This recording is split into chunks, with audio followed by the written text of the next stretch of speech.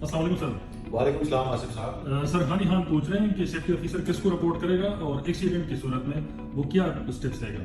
जी आसिफ साहब, सबसे पहले तो रिपोर्टिंग के हवाले से ये है कि ये डिपेंड कर रहा होता है work place to work place, organization to organization कि उनकी क्या रिपोर्टिंग हराइकी है, उन्होंने क्या चीज़ें अपने स्टैंडर्ड ऑपरेटिंग प्रोसीजर में डिफाइन की है।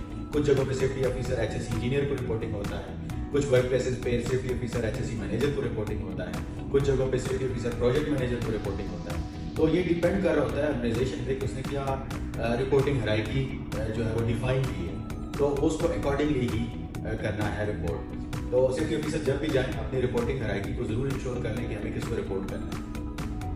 और सेकंड उन्होंने पूछा है एक्सीडेंट के हवाले से सेफ्टी ऑफिसर को क्या करना चाहिए।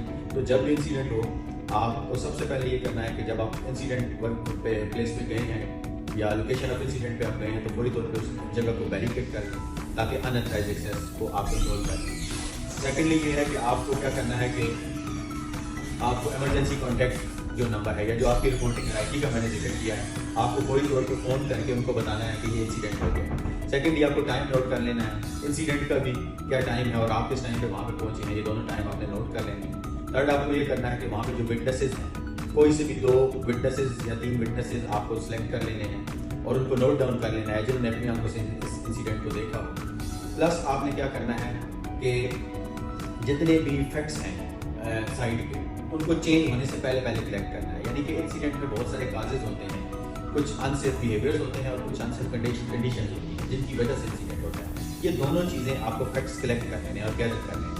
और उसके बाद नॉर्मली ये प्रैक्टिस है कि विद इन 24 आवर आपको इनिशियल इंसिडेंट रिपोर्ट सबमिट करवानी होती है। और जो अच्छी ऑर्गेनाइजेशन है उसमें कंसर्न पार्टीज है, जो कंसर्न डिपार्टमेंट है जिसमें इंसिडेंट हुआ है, वो ही को रिपोर्ट सबमिट करवाते हैं। हम उन्हें जस्ट नोटिफाई करते हैं कि आपके एरिया में आपके वर्कर का इंसिडेंट हो गया, पूरी तौर पर रिपोर्ट सबमिट करवा दें। जब रिपोर्ट सबमिट होगी तो आपके कंसर्न मैनेजर को चली जाएगी, उस पर फर्दर डिपेंड करता है मैनेजर पे कि वो RCA कंडक्ट करना चाहता है कि नहीं। और जितने भी आपने फैक्ट्स कलेक्ट किए हैं या जो विटनेसेस आपने नोट किए हैं वो आप अपने मैनेजर को इन्फॉर्म करेंगे।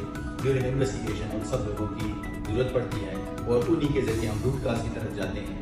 आप याद रखिए कि इंसिडेंट इन्वेस्टिगेशन किसी को सज़ा देने के लिए नहीं होती है, बल्कि उसका पर्पज़ ये होता है कि हम दोबारा इस टाइप के इंसिडेंट को की रीअकरेंस को बेसिकली रोक सकें और ऐसे इंसिडेंट्स इन फ्यूचर हमारी वर्क प्लेस में ना हो। पॉजिटिव कल्चर डेवलप करें, ट्रांसफॉर्मेशन की तरफ जाएं। Thank you very much.